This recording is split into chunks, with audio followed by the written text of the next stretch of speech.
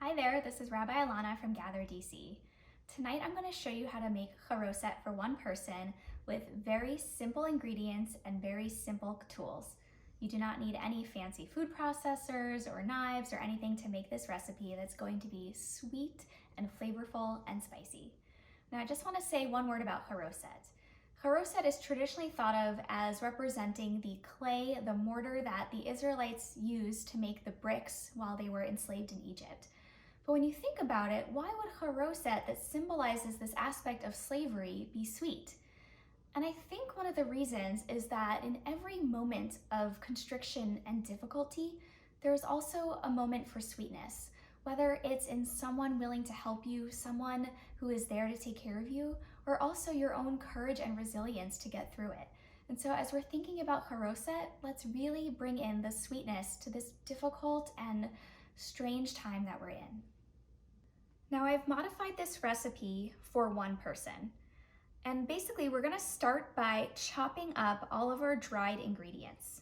So we have a half a cup of dates that are pitted, half a cup of figs, and a quarter cup of raisins, and lastly, a third cup of almonds. Now, of course, you can adjust depending on what you find and what you like, but these are the basic dry ingredients for our Charoset.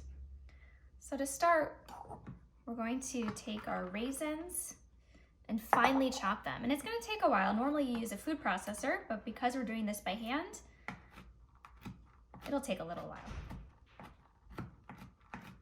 Here we have our finely chopped raisins. So we're gonna transfer that back into its bowl. Okay, now we're gonna move on to our figs and our dates. Now you can use any kind of dried fruit that you find. I know not everything is readily available these days, so feel free to get creative. Now if we're gonna use these figs, dried figs have a bit of the stem left over, so we're gonna just make sure to chop those up because they're really hard. So those just come off, and then with the dates, I already took the pits out, but you'll cut it in half, take out your pit, and you'll have the dates. So again, we're just gonna take a couple at a time and finely chop.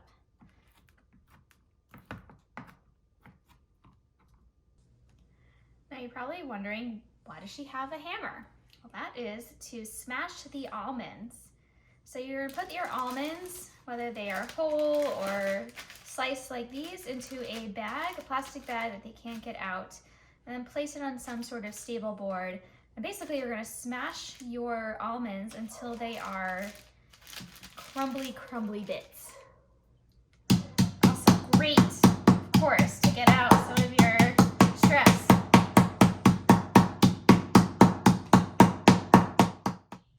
Now you're gonna take any sort of pot that you have, a medium saucepan like this is good. And you are going to add some dry red wine. So of course I have Yellowtail's Finest Cabernet Sauvignon. So I'm gonna pour that in. Then I'm gonna take just 1 tablespoon of honey. Put like a nice portion.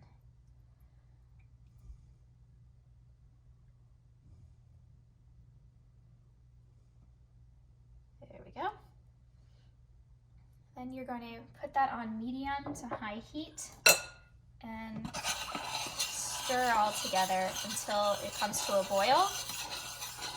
And then you're going to turn it onto low and start adding your dry ingredients. So once your wine mixture is boiling, you're going to turn your burner to low. I'm just going to wait a moment for it to settle down. You're going to then add your chopped fruit and add your spices. So you're gonna have a teaspoon of ground cinnamon and a quarter teaspoon of ground cloves. So just have that at the ready, as well as your chopped almonds. All right, so I'm gonna add now bits of the chopped fruit and then mix it all together.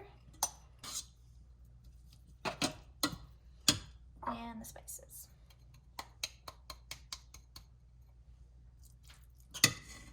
I'm gonna add the almonds.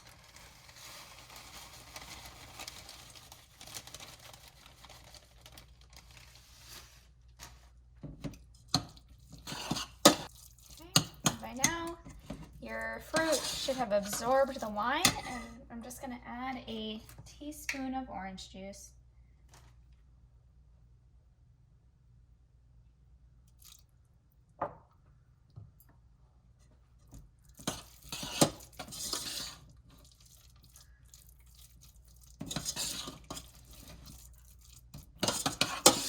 And there you have it.